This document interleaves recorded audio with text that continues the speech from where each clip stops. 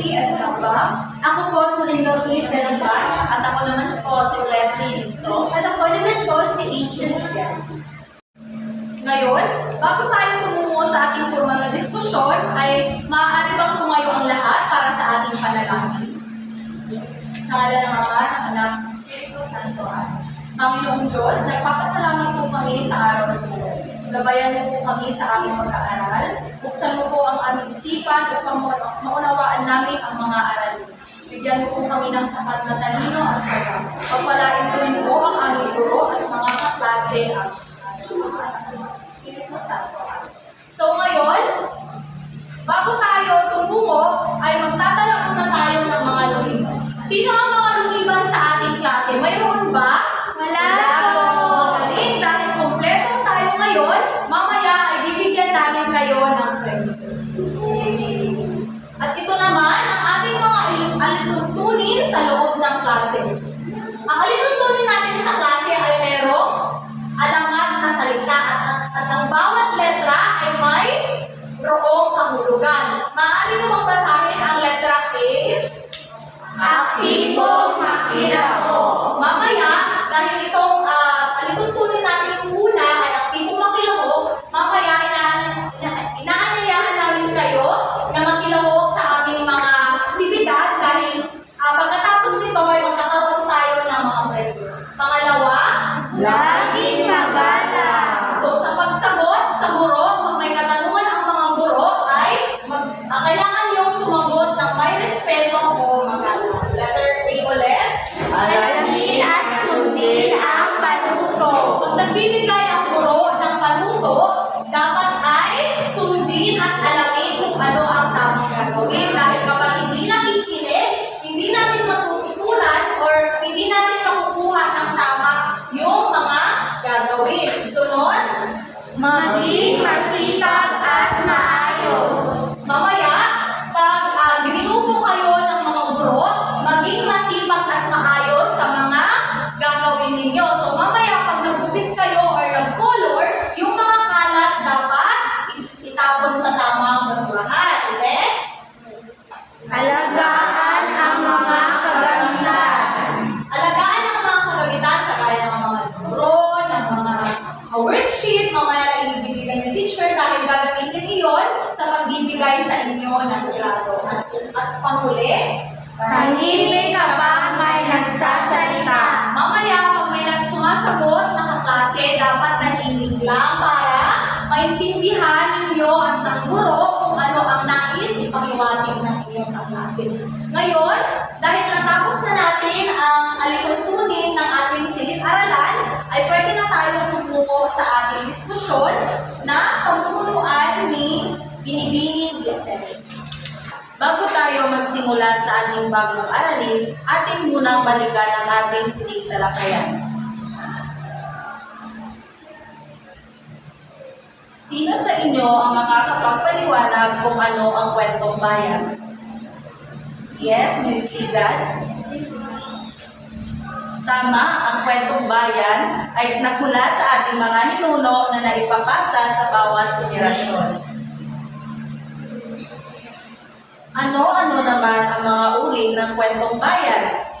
Yes, Miss Villanueva? Magaling!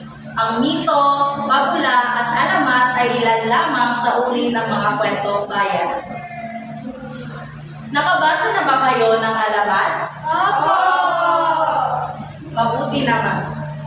At dahil nabanggit ninyo ang alamat, mayroon akong inihandang gawain para sa inyo. Ang pamagat ng ating gawain ay hulaan mo ako. Magpapakita ang guro ng mga larawan tulad ng pinya, bundok, ilog at puno. Huhulaan ng mga mag-aaral kung ano alamat ang maaaring kaugnay nito. Mag-aaral, pagmasdan ninyo ng mabuti ang mga larawan.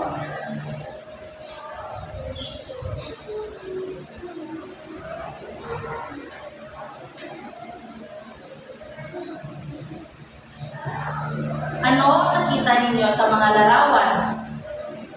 Tama, ilog, puno, pinya, at bundok. Paano kaya nagsimula ang pinya ayon sa kwento? Ngayon, sa inyong palagay, anong uri ng kwento ang maaaring maiugnay sa larawang ito? Napakahusay. Tama, ito ay may kaugnayan sa alamat. Paano kaya nagsimula ang pinya ayon sa kwento? Yes, Miss Hernandez? Magaling. Ayon sa alamat, si Pinang ay naging isang pinya. Sa inyong palagay, totoo kaya ang mga pangyayaring ito? Tama. Ang alamat ay isang katang-isip lamang, ngunit naglalahad ng aral. Ngayon, batay sa ating gawain, ano kaya ang magiging paksa ng ating aralin? Napakahusay. Ang ating aralin ay tungkol sa alamat at kanyang bahagi. Ngayon, tutungo naman tayo sa ating ikatlong gawain. Ang tema ng ating aktibidad ay buuin ang kwento. Hatiin ko kayo sa tatlong pangkat. Ang bawat pangkat ay ibibigay ko ng mga ginupit na pangyayari na mula sa isang alamat. Ang susunod ay aayusin ninyo ang mga pangyayari na ayon sa tamang daloy ng kwento. Bale, meron akong ibibigay na alamat at aayusin niyo ito kung saan bahagi ng alamat ito nagbibilang. Mayroong tatlong bahagi ng alamat. Ito ay ang simula, gitna, at wakas. Meron akong rubrics para sa ating aktibidad. Para sa pamantayan, ito ay ang pagkakasunod-sunod, pagkikilahok, at pagpapaliwanag. Para sa mahusay, may 5 puntos, kompleto at tama ang pagkakaayos. Lahat ay nakikilahok at malinaw ang pagpapaliwanag. Sa kantangan naman ay may 3 puntos, magilang pa rin pagkakaayos, karamihan ay nakilahok at bahagyang malinaw. Sa last is, nangangailangan na pagsasanay ito ay may 2 puntos. Hindi maayos ang pagkakasunod, ilan lamang ang nakikilahok at hindi malinaw. Ngayon ay ibibigay ko sa inyo ang bahagi ng kwento.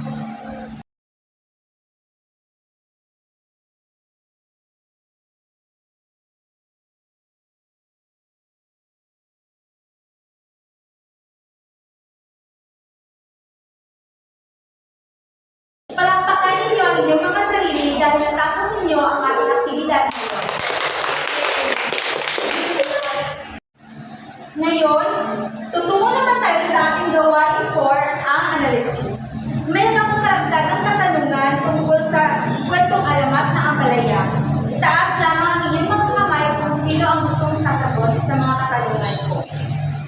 Unang tanong, ano ang unang nangyari sa alamat? Okay, Miss Gleichel?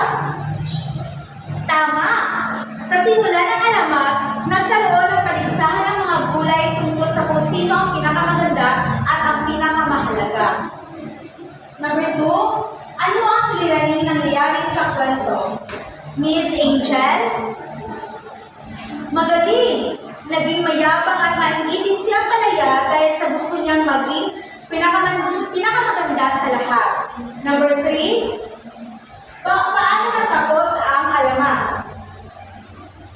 Miss Tiso? Magaling! Pinarusahan si Ampalaya dahil sa kanyang inggit at kayabangan, kaya naging mapait ang kanyang lasa.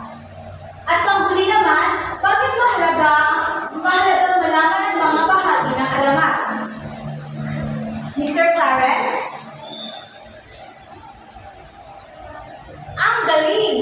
Mahalaga ito upang mas maintindihan natin ang daloy ng kwento at ang aral na nais itong ituro. Magaling mga mag-aral dahil naintindihan nyo kung ano ang nakapaloob sa alamat ng Ampalaya. Palakpakan ang inyong mga sarili. Ngayon naman, tumuka tayo sa ating formal na diskusyon na pangungunahan ni Angel. Handa na ba kayo sa bago ninyong aralin? Opo! Pero bago yan, alamin muna natin ang ating mga layunin. Mga mag-aral, kwento bang basahin?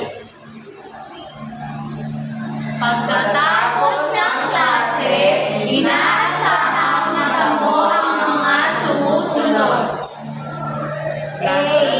Natutukoy ang kahulugan ng alamat. B. Naisa-isa at naipaliwanag ang mga bahagi ng alamat. At C.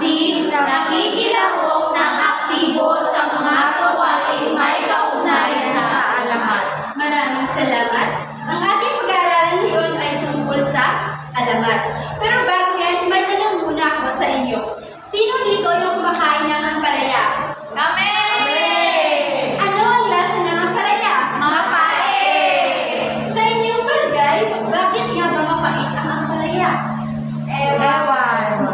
Noon, gumawa ang mga tao ng kwento tungkol sa kung paano nagsimula o paano ipaliwanag ang mga bagay. Ang tawag dito ay alamat. Ngayon, alamin muna natin kung ano nga ba ang alamat. Mga bata, pwede niyo ba masahin? Alamat o folklore ay isang uri ng kwentong bayan na nagpapaliwanag sa pinagmulan ng isang bagay, lugar, halaman, hayop o pangyayari. Kung minsan ito ay nagsasalaysay ng mga pangyayari hinggil sa tunay na mga tao at pook. Tumatalakay din ito sa mga katutubong kultura, kaugalian o kapaligiran.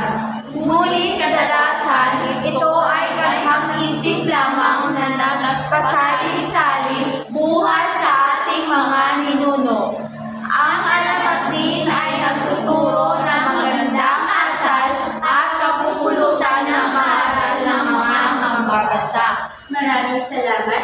Ang alamat, mga bata, ay isang kwentong bayan na nagpapaliwanag kung paano nagsimula ang isang bagay, lugar, hayop o pangyayari.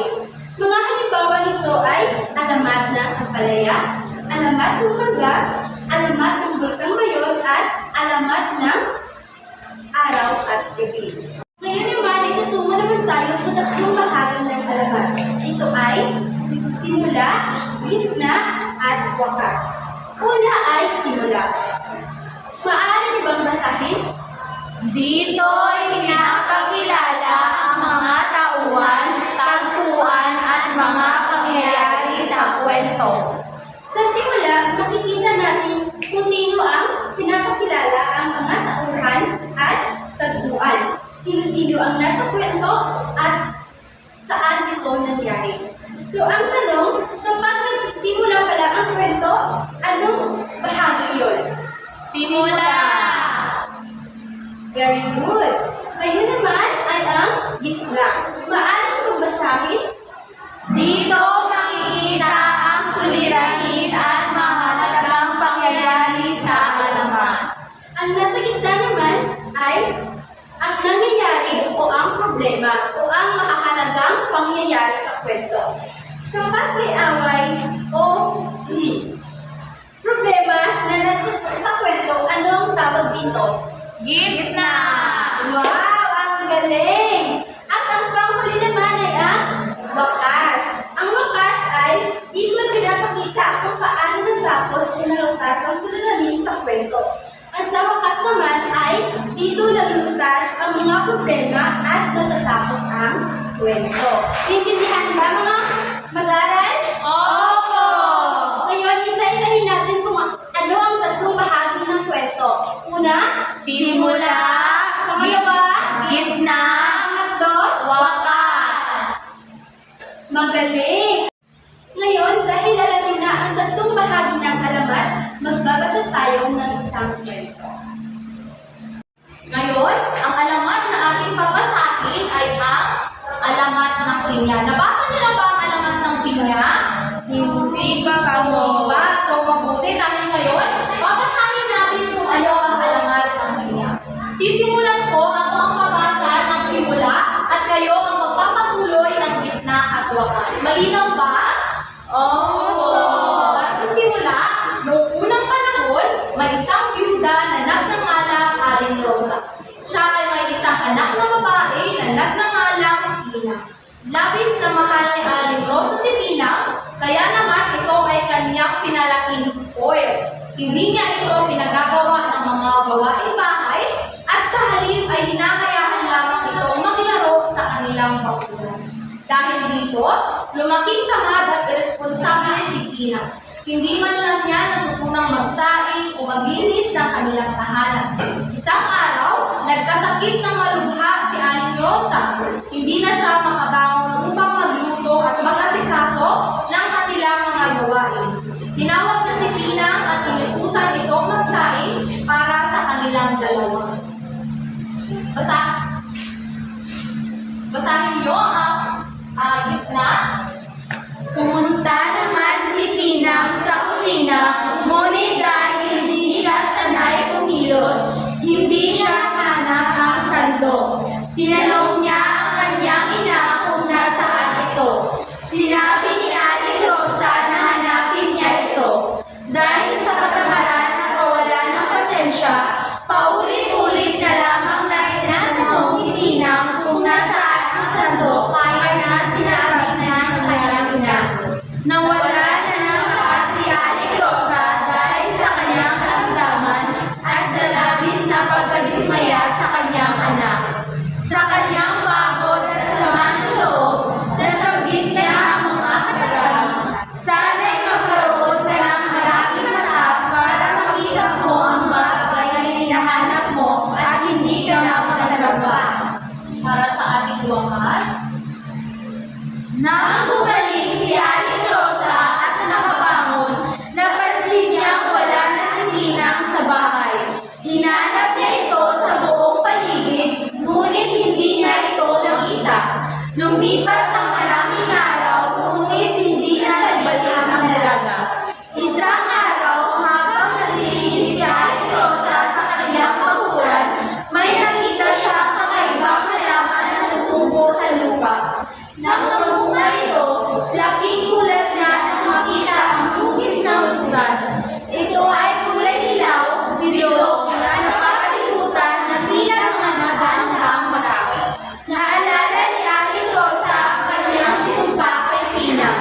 Napagtanto na ang halaman ay si Pinang na nagkaroon ng maraming mata gaya na kanyang nausad. Dahil dito, tinawag niya ang butas sa Pinang bilang pag-alala sa kanyang anak. naintindihan niyo ba ang alamat ng pinya? Opo! Kung naintindihan ninyo, mayroon tayong mga katanungan pagkatapos basahin ang alamat. Ano ang pamagat ng alamat na aking binasa? Yes? Alamat ng pinya. Magaling! Ang pamagat ng ating alamat ay ang alamat ng pinya. Ngayon, sino naman ang mga tauhan sa alamat? Si Aling Rosa at Pinang. Magaling! Dalawa ang tauhan sa ating kwento. Ito ay si Aling Rosa at si Pinang. Ano ang ugali mayroon si Pinang? Karen? Tamad siya.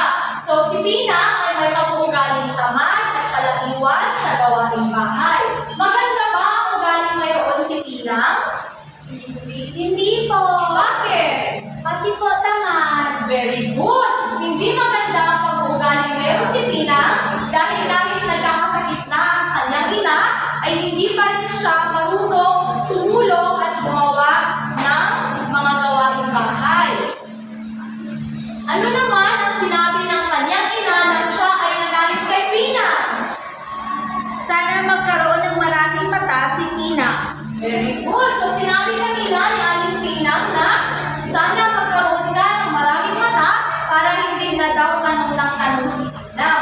Nagkatotoo ba ang sinabi ng kanyang ina? Opo!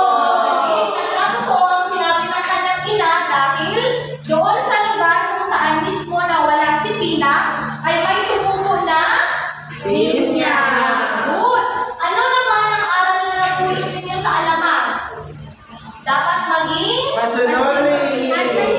very good. Dapat maging masunurin at masipag lalo na sa mga magulang. So dapat nakikinig tayo lagi sa magulang at dapat matuto rin tayo ng mga gawaing bahay.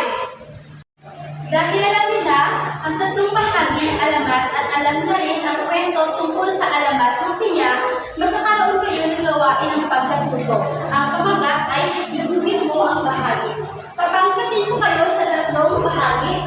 Ang bawat pangkat ay magpupunot ng bahagi ng alamat. Ang simula, gitna, at wakas.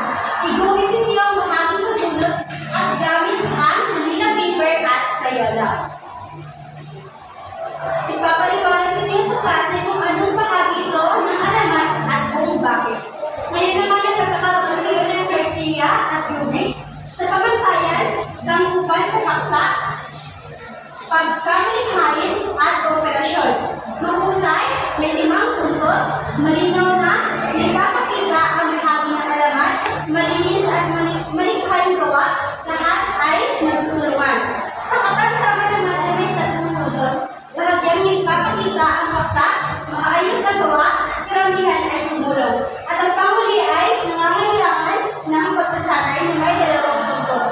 Hindi ipakita ang paksa, di gaanong maayos, ilan lamang ang tumulong. Ngayon, bibigyan ko kayo ng Manila paper at Crayola.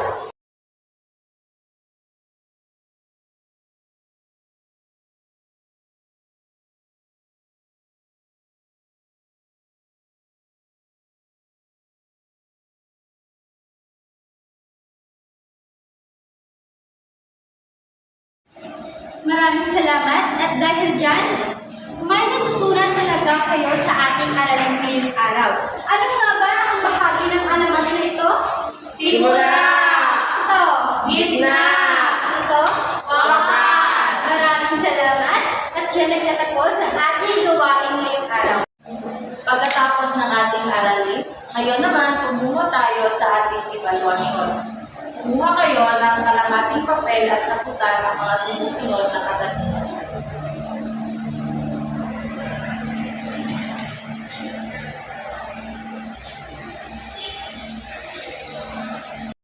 Tapos na ba ang lahat? Opo! Ipasa na ninyo ang inyong mga papel. Para sa ating kasunduan, magbasa ng alamat at isulat ang mga sa kwaderno ang mga bahagi. Simula, gitna, at wakas. At dito na